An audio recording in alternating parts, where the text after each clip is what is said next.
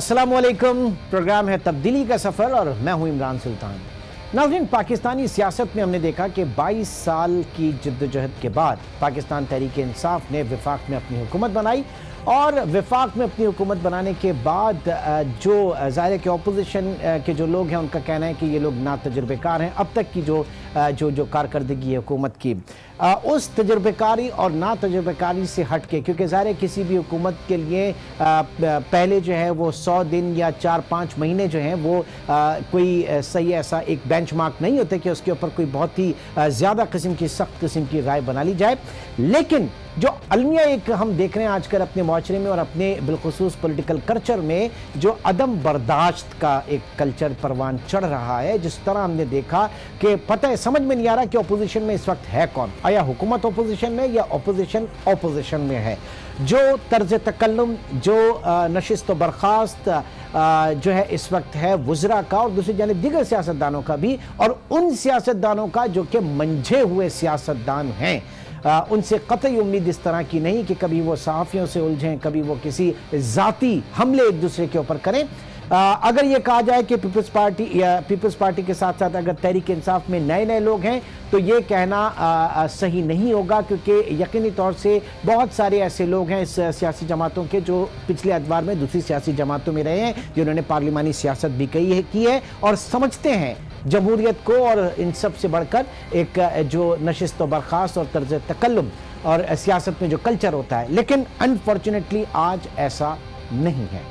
आज के प्रोग्राम में यहीं से हम इब्तिदा करेंगे। इस वक्त कराची स्टूडियो में हमारे साथ मौजूद हैं पाकिस्तान तहरीक-ए-इंसाफ के रहनुमा और रुकने सिंध असेंबली और पार्लिमानी लीडर जनाब हलीम आदिल शेख साहब। हलीम साहब, बहुत बहुत शुक्रिया हमें ज्वाइन करने का। रफत सईद, ब्यूरो चीफ कराची, भी इस वक्त हमारे साथ मौजूद हैं और ब्यूरो चीफ लाहौर अनवार हाशमी साहब भी इस वक्त हमारे साथ मौजूद हैं। हाशमी साहब, आपका भी बहुत शुक्रिया।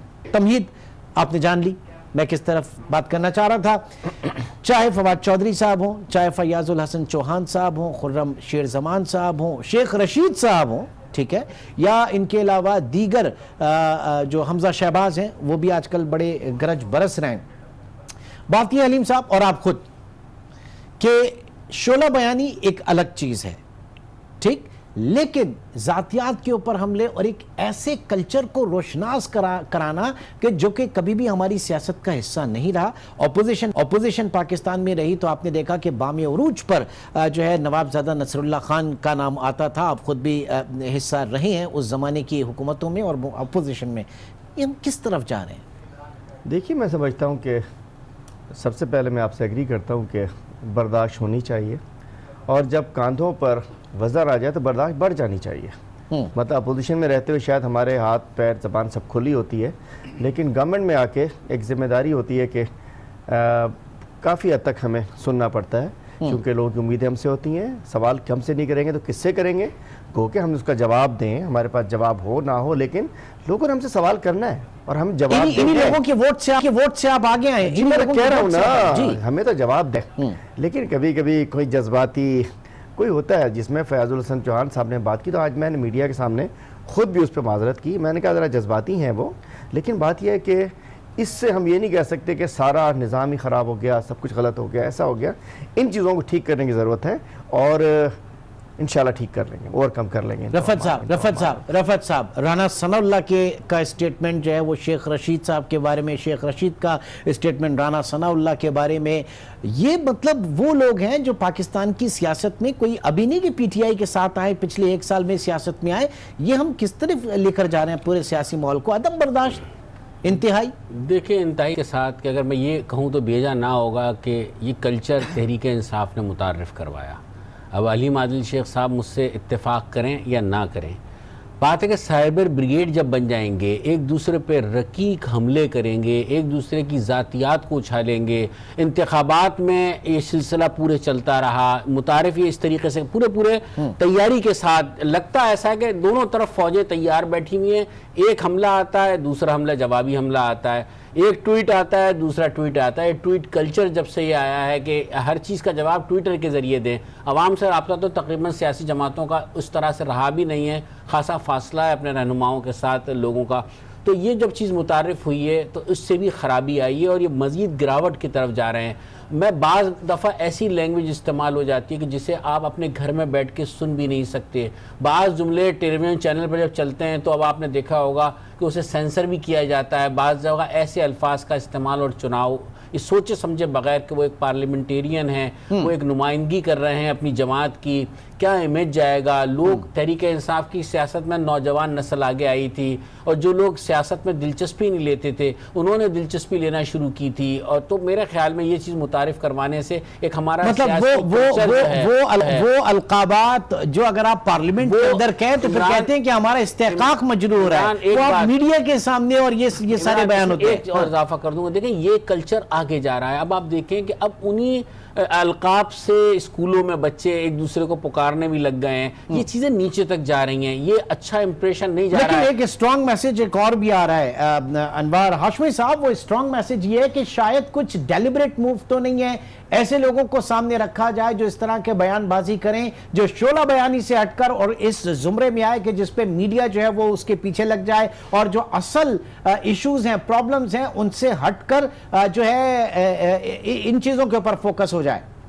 हाशमी साहब देखिए इमरान साहब, अगर ये बात दुरुस्त है आप वाली, तो ये तो बड़ा देसी टोटका जिसको कहते हैं ना कि इश्यूज से तवज्जो हटाने के लिए, क्योंकि जो कल्चर राना सनौल्ला और आबिद शेर अली का था, आपने उस कल्चर को ख़त्म करने के लिए एक आइडियल टीम, आइडियल एटीट्यूड लाने का दावा किया था। ठीक है, वो टीम का एटीट्यूड भी आइडियल होगा, उसका काम भी आइडियल होगा, ये सारी चीज़ों का दावा किया गया था। इसलिए आप इस वक्त कंपेयर नहीं कर सकते कि अपोजिशन वाले क्या कह रहे हैं। जब मेरे सूबे पंजाब का वजीर इत्तलात हर दूसरे दिन माफ़ी मांगे और दिन में 3-3 दफ़ा माफ़ी मांगे और फिर सहाफ़ी उसका बाइकाट करें, तो उससे आप अंदाज़ा लगा लें कि क्योंकि इनको अभी अपने मैंडेट का ही अंदाज़ा नहीं है कि किसी सूबे का जो वजीर इत्तलात होता है वो अपनी तमाम हुकूमत और अपने तमाम महकमों का तर्जुमान होता है। ना तो वो ये बताने के लिए तैयार है कि उसका मेट्रो ट्रेन में क्या हो रहा है, अपडेट क्या है, एग्रीकल्चर में जो है वो गन्ने की काश्तकारों की सूरत हाल के बारे में कोई मौक़िफ़ देने को वो तैयार नहीं है। एक लंबी लिस्ट है जो अपने इस महकमे के किसी महकमे पे बात करने के लिए तैयार नहीं है। वो अपोजिशन के ख़ानदान और उसके दादेहाल तक को गालियाँ निकालने से शुरू करते हैं और जब सहाफ़ी एक पूछते हैं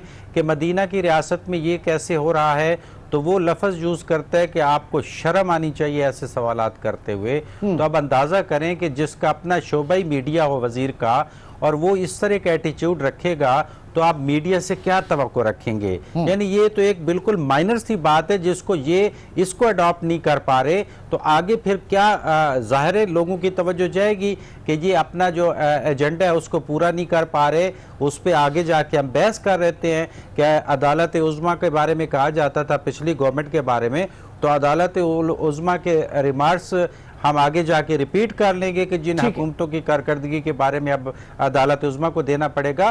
तो यकीनन पहली बात यही आप वाली है कि पहले तो ये माइनर इश्यूज जो है स्पोक्स पर्सन बहुत ही पीटीआई की हुकूमत की खूबसूरत तर्जुमानी नहीं कर पा रहे बल्कि अपना इमेज तेजी से गिरा रहे हैं। ठीक है, क्या कहेंगे जी हलीम आदिल शेख साहब, क्या मैंडेट का अंदाज़ा नहीं कर पा रहे हैं, कुछ कैपेसिटी से ज़्यादा चीज़ें जो हैं वो दे दी गई हैं, वो एक थोड़ी सी मिस जजमेंट हो गई, या पार्टी की जो हाई कमान है पार्टी में पसंद किया जाता है, सिर्फ आपकी पार्टी में नहीं और पार्टीज में भी इस तरह के लोगों को जो जरा हार्ड लाइनर और इस तरह के वो रखते हैं। देखिए दो एंगल है, एक तो मैं बात करूंगा लेकिन मैं ये उसके जस्टिफिकेशन नहीं दूंगा, मतलब जो गलत है हम तो डिस्कस करें, बिल्कुल बिल्कुल, हम तो एक चीज को डिस्कस करें, वो गलत है और मैंने एग्री किया और इसीलिए हमने सारे नाम और एग्री किया कि ठीक नहीं है, नहीं होना चाहिए और खास तौर पे इसका हमें नुकसान होता है। मतलब ये लोग भी हैं लेकिन जज्बात में ये हद से नहीं गुजरना चाहिए। देखिए लेकिन ये कल्चर मैं जस्टिफाई नहीं कर रहा हूँ कि जो कुछ हो रहा है ठीक है, लेकिन इससे पहले दानियाल, निहाल, तलाल चौधरी आपके सामने सारी के नाम है। हाँ, आबिद शेर, राना सनाउल्लाह, एक बहुत बड़ी, मतलब एक चीज का मैं कहूंगा कि ये कल्चर हमने डेवलप नहीं किया, लेकिन वो इस वक्त नहीं है जो नाम आपने बताया, वो नहीं है। अगर तब्दीली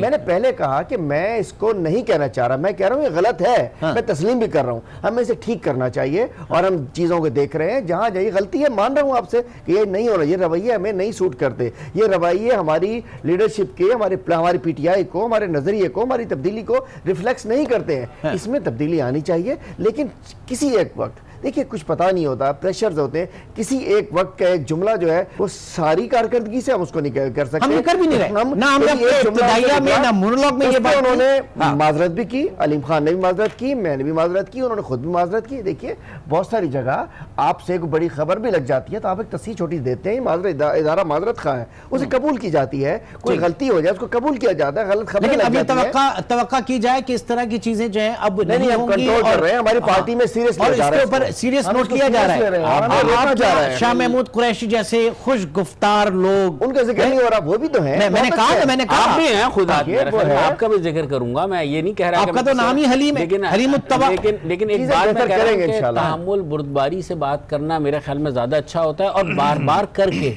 मुआफी मांगना ये भी रवैया दुरुस्त नहीं है कि ये आप हर बार वो गलती करें। गलती एक बार होती है, दो बार होती है, बार बार मिजाज का हिस्सा बन गया। ये जो है ऑपोजिशन को भी सोचना चाहिए। मैं छोटी बात ऐड कर दूं, जी, हमारी अपनी पार्टी के अंदर भी इन चीजों के ऊपर बहुत ज्यादा हम लोग सोच में आए, हमारे अंदर है, हमारे सोच हो रही है, हमारे यहाँ बहुत परेशानी है कि ये क्यों हो रहा है। असल में सियासत में गाइडलाइन है नहीं, चंद लोगों की वजह से जो हमारा एक डायरेक्शन से तब्दील नजर आ रही है, हमारी पार्टी के अंदर एक बड़ी डिस्कशन चली हुई है, इसको कंट्रोल करना है। जो असल फेस है पार्टी का वो जाना चाहिए, जो असल पार्टी है वो आगे जानी चाहिए। इस पे डिबेट चल रहा है पार्टी के अंदर और हमने भी इसको पॉजिटिव नहीं चले। एक चीज हो जाती है जैसे मुंह देने वाला आदमी चाहिए, एक सियासी इस्तिलाह में ये होता है बड़ा परिजीराई, चाहे मुस्लिम लीग हो, चाहे तहरीक इंसाफ हो, मैं नाम ले रहा हूँ ना, मैं नाम ले रहा हूँ ना, वही कह रहा हूँ, कोई हो भी तो सही मुंह देने वाला।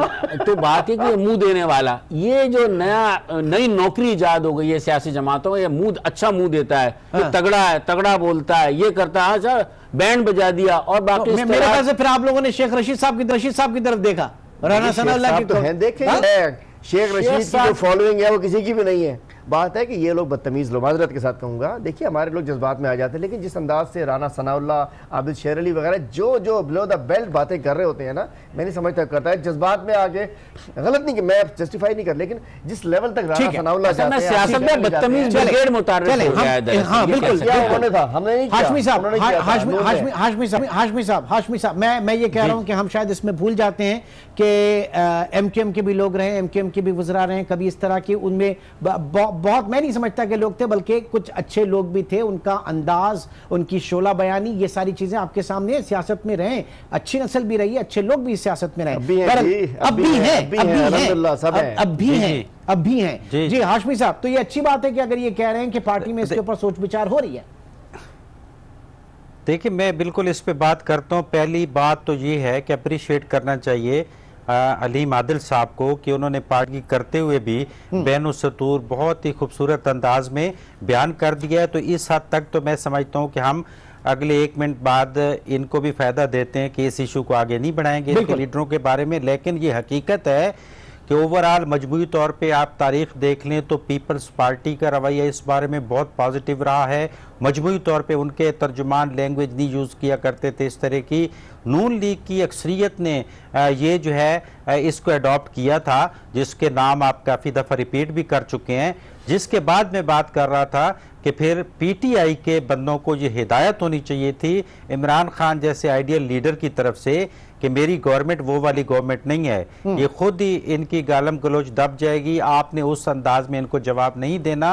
और ख़ास तौर पे फिर मीडिया के बारे में तो जो सख्त रवैया है वो तो वैसे ही गलत था, जो कि अलीम आदिल साहब भी इशारतन कह चुके हैं कि ऐसा नहीं होना चाहिए। तो ये रवैया जो है पीटीआई ख़त्म कर सकती है खामोशी और खामोशी इख्तियार करके।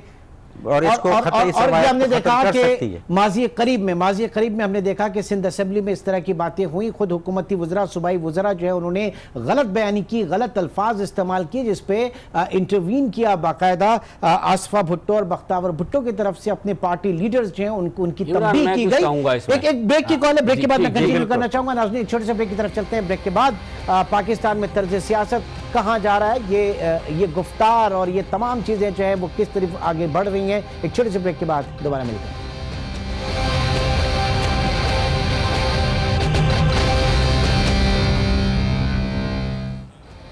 वेलकम बैक जी। रफत साहब, आप कुछ बात करना चाह रहे थे, कंक्लूड करना। देखिए इमरान, मैं कह रहा था कि एक बात चली, मेरे ख्याल में पंजाब में बहुत ज़्यादा उनके वज़ीर इत्तलात की तरफ से जो कुछ भी हुआ, माजरतें ज़रूर हुई, लेकिन सिंध में ये कल्चर नहीं है, अभी तक भी देखने में आया। अल्हम्दुलिल्लाह तल्ख बातें हलीम आदिल शेख ने भी की हैं, खुर्रम शेर ज़मान ने भी की हैं, फिरदौस शमीम नकवी ने भी किए हैं, जवाब भी आया है। जब आपने खुद जिक्र किया कि बिलावल भुट्टो और सब ने नोटिस लिया था। और फिर एक मैं कहूँगा कि बेजा होगा अगर वो तस्करा ना करूँ कि सिंध का जो वज़ीर इत्तलात के तौर पर फ़राइज़ अंजाम दे रहा है मुर्तज़ा वहाब, उसका लबो लहजा बहुत सॉफ्ट है और ये बात खुद सहाफ़ी भी तस्लीम करते हैं।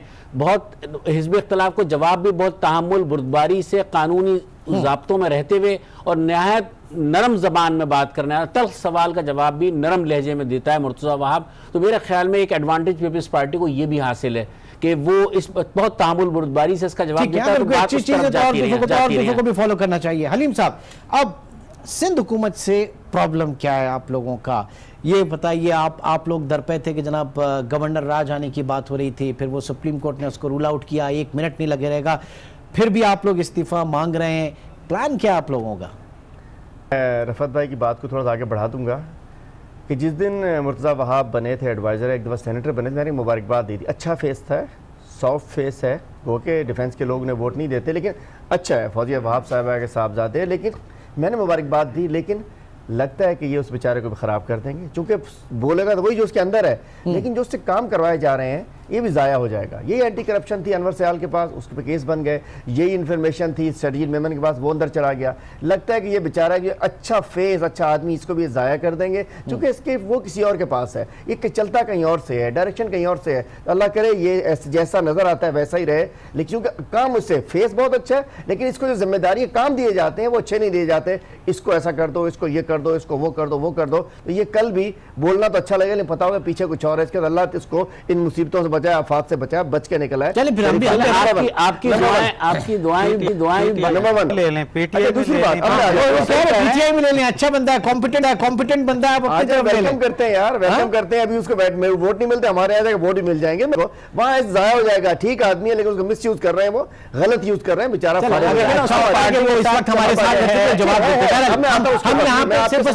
एक सेकंड में, क्योंकि मुनासिब ये होता है कि मुर्तज़ा वहाब हमारे साथ होते हैं। तारीफ भी आप बैन सुतूर कहना था, आप कह गए, फैयाज हसन चौहान वाले लहजे में नहीं कर रहे, आप बहुत अच्छे तरीके से कर रहे हैं। यही तरीका होता है, यही तरीका होता है सियासत में। ठीक है ना, अब आता हूँ। देखिए, हमारा पीपल्स पार्टी से हमारा कोई जाती इख्तलाफ नहीं, लेकिन जो चीज़ें GIT ने बता दी, सबको पता चल गई। मेरे ख्याल है आपको भी पता थी, रफत भाई को भी पता थी, मुझे भी पता थी। क्योंकि जब हम सिंध में जाते हैं, हम शहर कराची में होते हैं, लड़काना में होते हैं, तो अस्पतालों में दवाइयाँ नहीं है, स्कूलों में किताबें नहीं है, घरों में पानी नहीं है, बाहर कचरा पड़ा है, गटर लाइनें साफ़ नहीं हो रही। तो ये सब कुछ जब हम देखते हैं, तो फिर देखते हैं गई कहाँ, कि ये बंद हुई, ये दवाई गई कहाँ, ये किताब गई कहाँ, ये डेस्क गई कहाँ। तो आप क्या तमाद ला रहे? पता चलता है कि वो GIT में पता चलता है कि भाई ये तो ओमनी में चली गई। सर मुझे बताइए, आप तहरीक एतमाद ला रहे हैं क्या? देखिए, अगर डिक्टेटरशिप होती, अगर बादशाहत होती कि जिसमें गुंजाइश ना होती कि जो बन गया 5 साल बाद बात होगी, तो हम सोचते भी ना। जब हमारे पास रूल्स ऑफ बिजनेस में, आइन में, कानून में, जमहूरियत में वोट ऑफ नो कॉन्फिडेंस का वो मौजूद है प्रोविजन, ठीक, वोट ऑफ कॉन्फिडेंस का मौजूद है। तो हम बार बार कहते हैं, और मौजूद तो गवर्नर राज का भी है, लेकिन हम कहते हैं कोई भी प्रोविजन जो गैर आईनी होगा, गैर कानूनी होगा, गैर जमहूरी होगा, गैर अखलाकी होगा, हम उसके करीब से भी नहीं गुजरेंगे। लेकिन ये सारे गैर कानूनी, गैर अखलाकी, ये ना गैर, अच्छा, कॉन्फिडेंस, अगर वज़ीर आला अपनी खो जाते हैं, अपनी जो क्या कहना चाहिए मकबूलियत खो जाते हैं, अब असेंबली के अंदर अपनी मेजोरिटी खो बैठते हैं, तो फिर कुछ ना कुछ तो करना पड़ेगा। देखिए क्या, ठीक है, चले एक मिनट, अभी मुर्तजा वहाब साहब ने भी हमें ज्वाइन किया, मुर्तजा वहाब साहब ने भी हमें ज्वाइन किया, तर्जुमान सिंध हुकूमत। बहुत शुक्रिया मुर्तजा साहब हमें ज्वाइन करने का। हलीम आदिल शेख, रफत सईद और अनवार हाशमी हमारे साथ मौजूद हैं। हलीम आदिल शेख ने आपकी बड़ी तारीफ की है, बहुत ज्यादा तारीफ की, आप बहुत अच्छे इखलाक के मालिक हैं, लेकिन उनको यह भी खदशा है कि आप जिस पार्टी में हैं आप जो है अपने आप को जाया कर देंगे या आपको जाया कर दिया जाएगा, ये कहना है हलीम आदिल शेख साहब का। क्या कहेंगे जी? बिस्मिल्लाहिर्रहमानिर्रहीम। मैं बहुत शुक्रगुजार हूँ हलीम आदिल शेख साहब का, उन्होंने जो अच्छे अल्फाज मेरे लिए इस्तेमाल किए, और मैं गुजारिश ये करना चाहूँगा कि मैं अपने पॉलिटिकल कॉन्सेंस के तहत एक सियासी सोच से वाबस्तगी रखने की वजह से एक सियासी जमात के साथ हूँ। वो सियासी जमात का विजन ने हमेशा मुझे मुतासिर किया और मैं उस विजन के साथ खड़ा हूँ। मैं समझता हूँ वो सियासी जमात सिंध की, पाकिस्तान की आवाम के मसाइल को समझती है, उस सियासी जमात के पास मंशूर है उन मसाइल का हल करने के लिए, और इंशाअल्लाह मैं पुरुमीद हूँ कि यही वो सियासी जमात है जो पाकिस्तान के मसाइल को, पाकिस्तान की गरीब आवाम के मसाइल को एक्चुअली हल कर सकती है। ठीक है, कोई उन्हें किसी किस्म का कोई खदशा नहीं हलीम साहब, वो तो बड़े कमिटेड है। उन्हें भी यही कहना चाहिए था जो मैंने कहा, मैंने भी ठीक कहा कि मैं तो ये मुंह पे कह रहा हूँ इनके, ये सेनेटर बने मैंने मुबारकबाद दी, ये एडवाइजर बने मुबारकबाद दी, मैं अच्छा समझता हूँ, लेकिन मैं समझता हूँ इनसे जो काम लिया जा रहा है इनको वही कुछ होगा जो इनसे पेश रोग के साथ हुआ, शर्जील के साथ हुआ,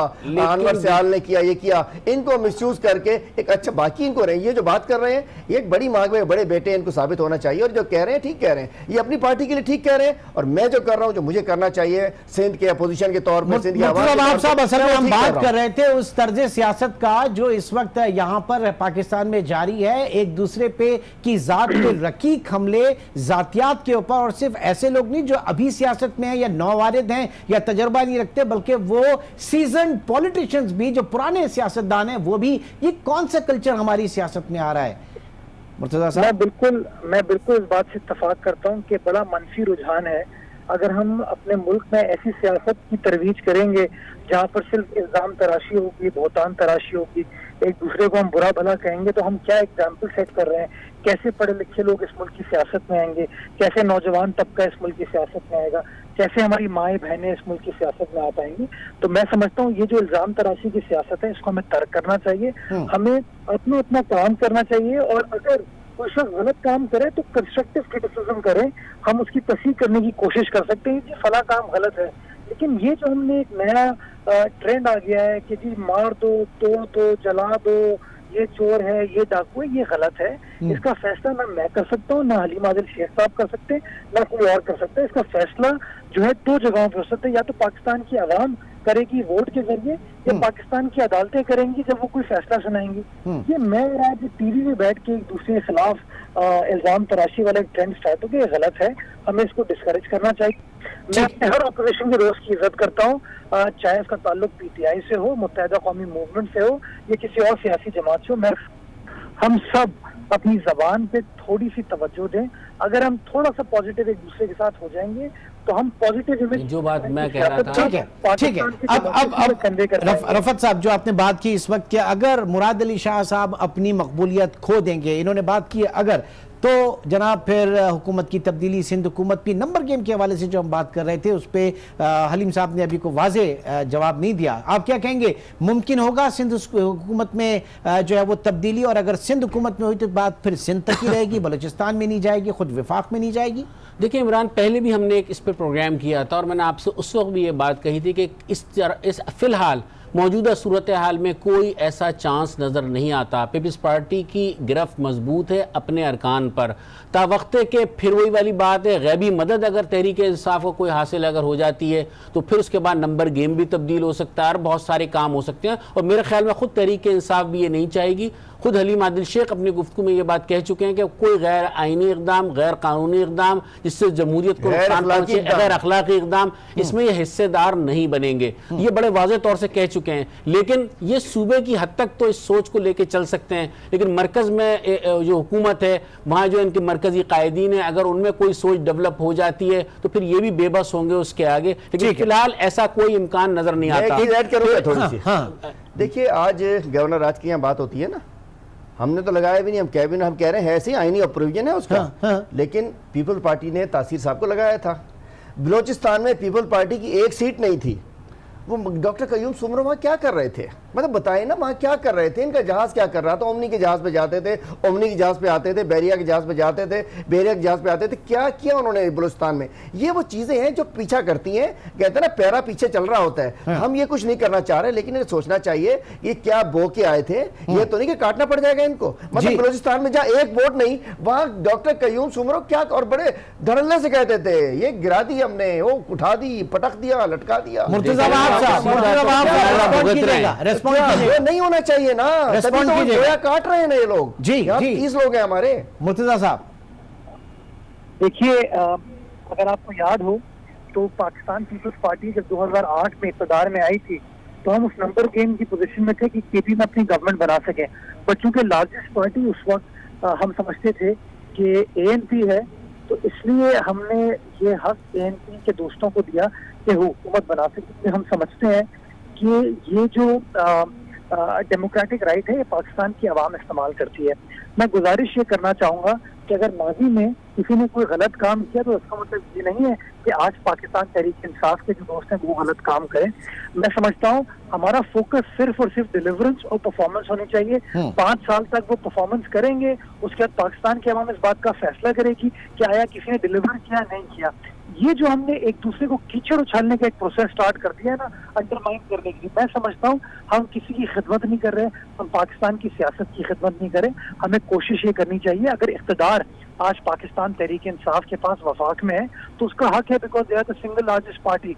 बट उनको ये याद रखना चाहिए कि उनकी जो हुकूमत है वो मखलूत हुकूमत है, उनकी अपनी पार्टी की हुकूमत नहीं है, उनके कोलिशन पार्टनर्स हैं। उनको कोशिश इस बात की करनी चाहिए कि अपने कोलिशन पार्टनर्स को वो खुश रखें, और वो खुश तभी कर सकते हैं जब वो डिलीवर कर पाएंगे। पाकिस्तान पीपल्स पार्टी की जो सिंध में हुकूमत है ये मखलूत हुकूमत नहीं है, ये हुकूमत पाकिस्तान पीपल्स पार्टी की अपनी हुकूमत है। अपने एमपी जो कि पाकिस्तान पीपल्स पार्टी के टिकट पर इलेक्ट कर होके आए थे, तो मैं समझता हूँ दोनों को कंपेयर करना बड़ा मुश्किल है।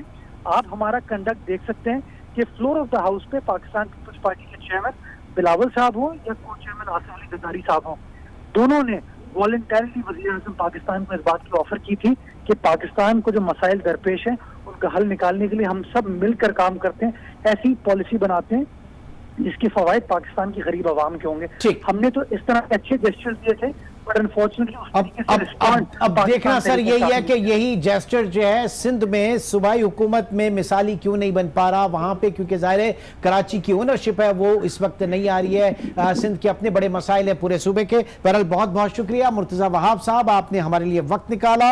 हुकूमत इस वक्त हमारे साथ से। नाज़रीन एक छोटा सा ब्रेक, और ब्रेक के बाद बात होगी कि क्यों ये जो इस वक्त नंबर गेम की बात हुई है ये अभी रुकी है या इसके पीछे भी अभी कुछ जो है सरगर्मियां जारी हैं। छोटे से ब्रेक के बाद दोबारा मिलते हैं।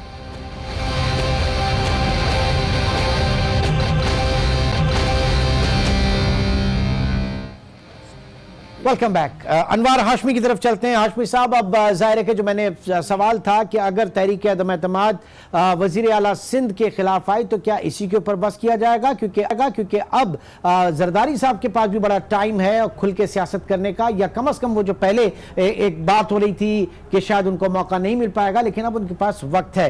तो क्या आप समझते हैं कि पंजाब में और वफाक में उसके और बिलखुसूस बलूचिस्तान में झटके आएंगे उसके? देखिए, पहली बात यह है कि जिस तरह पीपल्स पार्टी उस पर रिएक्ट कर रही है सिंध में, जो पीटीआई ने एक आवाज़ उठाई है कि ये हुकूमत हम चेंज करेंगे, वज़ीर आला को इस्तीफ़ा देना चाहिए, इससे तो पीपल्स पार्टी को घबराना नहीं चाहिए, क्योंकि पीपल्स पार्टी, इसमें कोई शक नहीं है, ये जमहूरी अमल है। अगर जैसे कि आपके गेस्ट कह रहे थे कि अगर ये गैर कानूनी और गैर आईनी नहीं है तो फिर इस पर एक्शन क्यों? अभी देखें ना, जनरल इलेक्शन से थोड़ा अरसा पहले आसिफ अली जरदारी ने एडवेंचर किया है ना बलूचिस्तान में, और उसके बाद वो सेनेट में एक अक़लियती ग्रुप को जो है चेयरमैन सेनेट भी बनाया है। तो ये एडवेंचर आसिफ अली जरदारी जो कि आइडियल जमहूरियत की बात करते हैं वो कर चुके हैं। इसी तरह मोहतरमा बेनज़ीर भुट्टो के दौर में पंजाब में एडवेंचर किया गया था, अक़लियती जो ग्रुप था उसमें मंजूर भट्टू को वज़ीर आला बना दिया गया था मुस्लिम लीग नून की एक बड़ी अक्सरियत के मुकाबले में। तो ये तो एक सियासी गेम है। पहली तो बात यही गलत है कि पीपल्स पार्टी दिफा ज़रूर करे, इसको इतना गैर अखलाकी या गैर कानूनी तो नहीं कह सकती। दूसरी बात यह है कि यकीनन जैसे हमने पिछले प्रोग्राम में कहा था कि उसकी वजह वही GIT बनी थी कि GITI जिसके बारे में जिसके बाद इस्तीफे का मुतालबा होने शुरू हो गया तो अदालत उज़्मा ने उसको थोड़ा सा क्लियर किया कि अभी GIT क्लियर नहीं है, आज 9.5 जायजे का मौका दिया गया है, 2 महीने का वक्त दिया गया है। उसके बाद यकीनन बिल्कुल सेम टेप चलेगी कि अगर तो ये मुलजिम ठहराए जाते हैं या इनका केस जो है वो रेफरेंस की शक्ल इख्तियार करता है, तो जिस तरह पीपल्स पार्टी ने नवाज शरीफ का GIT के बाद मुतालबा किया था तो उस वक्त ये मुतालबा बनेगा और फिर वो इशू आएगा कि अब ये कैसे उसकी हुकूमत गिरा पाते हैं या सिर्फ एक वजीर आला तब्दील किया जाएगा। पार्टी खुद भी तब्दील कर सकती है कि इनका अगर केस में नाम आ गया, फर्ज करें आ गया है, तो फिर उसके बाद वो अपना वजीर आला तब्दील कर सकते हैं। इसके अलावा मैं नहीं समझता कि इस 2 महीने में कोई इतना बड़ा एडवेंचर होने जा रहा है। असल इशू वही आखिरी बात है कि PTI की गवर्नमेंट की जो कारकर्दगी है या सिंध में पीपल्स पार्टी की गवर्नमेंट है वो गुड गवर्नेंस के इश्यूज देखें ना कि अवाम के साथ इश्यूज वो कितने हल हो रहे हैं। उसी पर आ जाते हैं हलीम साहब। कराची का एक पूरा मैंडेट आप लोग क्लेम करते हैं आपको मिला, कराची को क्या डिलीवर किया अब तक आपने? देखिए बात यह कि हमें मैंडेट मिला लेकिन हमें सिंध गवर्नमेंट नहीं मिली। KMC हमारे पास नहीं है, वाटर बोर्ड हमारे पास नहीं है, DMCs हमारे पास नहीं है, लेकिन हमने इनसे कहा कि तो फिर ऐसे मैंडेट का फायदा क्या जब अगर कुछ है नहीं तो फिर फायदा नहीं है हमारे पास मैंडेट, लेकिन हम आ रहे हैं।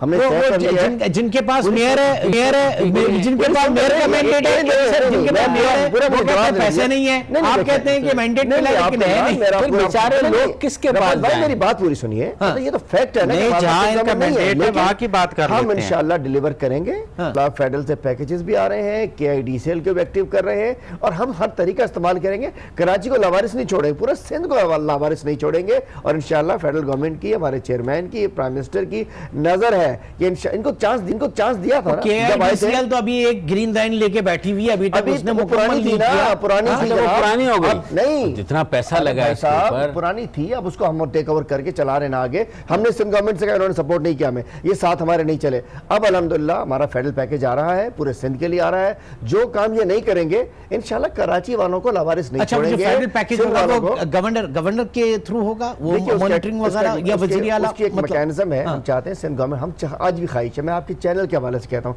हम चाहते हैं कराची वालों को, पूरे सिंध वालों को, लड़काना वालों को, नवाबशाह वालों को हम अपनी लड़ाई में सफर ना करने दें। हम चाहते हैं आए मिलकर काम करते हैं, कहाँ हम आपकी मदद कर सकते हैं, कहाँ हमारे साथ चलते हैं। सिंध गवर्नमेंट ने KIDCL के लिए अंगूठा दिखा दिया, मना कर दिया, जिस जगह बात करते हैं बात करने को तैयार। लेकिन हमने कमिट किया है, नए पाकिस्तान में सिंध भी शामिल है। नया पाकिस्तान चार पहियों पर है, ये कि इन्होंने बस कर दी है, सिंध इन्होंने बस कर दिया है, पंचर लगा खत्म कर दिया है। इंशाल्लाह इसको दोबारा नया टायर लगाएंगे। कराची ने मैंडेट दिया लेकिन हमारे पास इख्तियार ये जान नहीं छुड़ाई जा सकती। नहीं, मैं पूरा कर दूं, हम लावारिस छोड़ेंगे नहीं, करेंगे सब कुछ। 1.5 महीना और दे रहे हैं इनको, 6 महीने बाद ये जो नहीं करेंगे वो हम करेंगे। अच्छा, कराची का कूड़ा हो, कराची का पानी हो, कराची का हर चीज हम करेंगे। हम इमरान एक बात कहूं, ये मुद्दतें मांगते रहेंगे, बात है कानून अपना रास्ता खुद बनाएंगे, एक बात या आप लोग बनाएंगे?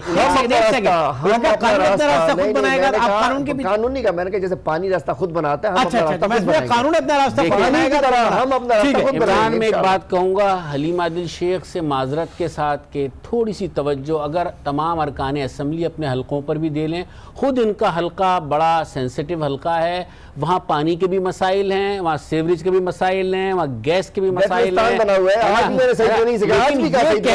ये कहकर के सिंध हुकूमत चूंकि दूसरी जमात के पास है, आप बरी जिम्मा नहीं हो सकते ये कहकर। ये आप ये कह के अमूमन पाकिस्तानी सियासत में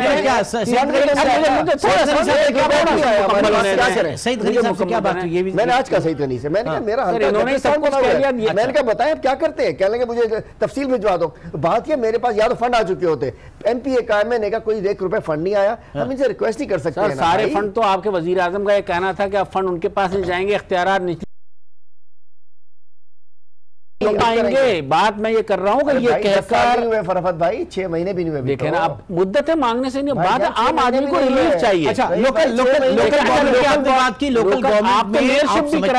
गवर्नमेंट जो है वो पाकिस्तान तहरीक इंसाफ जो है वो अपनी रूट्स बना लेगी। लोकल गवर्नमेंट के वोट अभी आपके सामने ज़िमनी इंतखाबात हुए, MKM के देखिए बात सुने, 2013 में हमने वोट लिए, बल्दियाती में नहीं, लोग फारिग हो गए।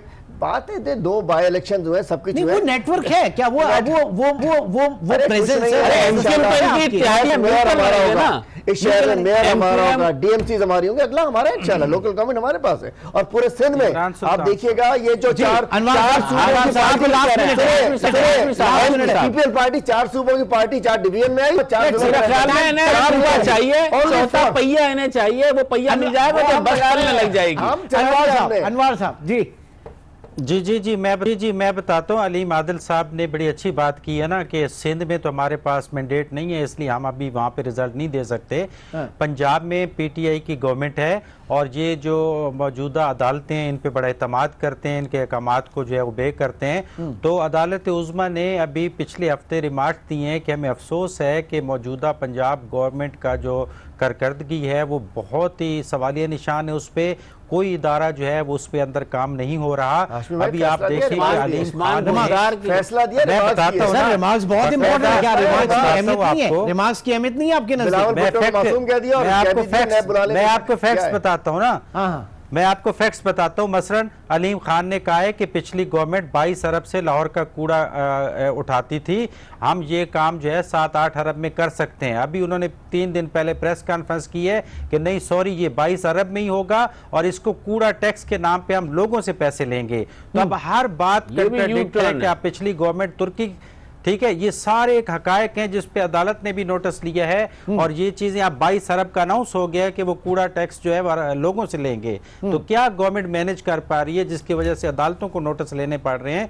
तो यकीनन ये सवालिया निशान है अपनी जगह कि ये गुड गवर्नेंस की तरफ अभी तक तवज्जो नहीं दे पा रहे। 5 महीने होने को हैं। अब ये कूड़ा टैक्स, अब गुना टैक्स और इनके ऊपर चलेगा। बहुत जल्दी फैसले तब्दील करने वाली पार्टी के तौर पर सामने आई है।